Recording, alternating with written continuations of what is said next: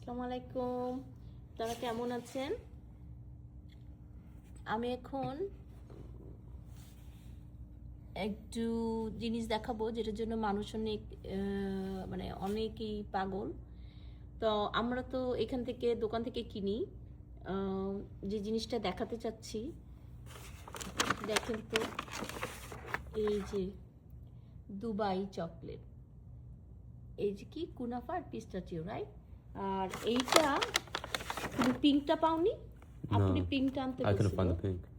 ওকে, এই সেই Dubai chocolate, এটা একদম দুবাই থেকেই আনা। এখানেগুলো আমি ট্রাই করছি কিন্তু দুবাইটা আমি ট্রাই করিনি।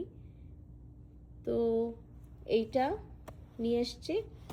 আর আমার ছেলে গিয়েছিল আর নিয়ে এসছে হচ্ছে ম্যাগনেট।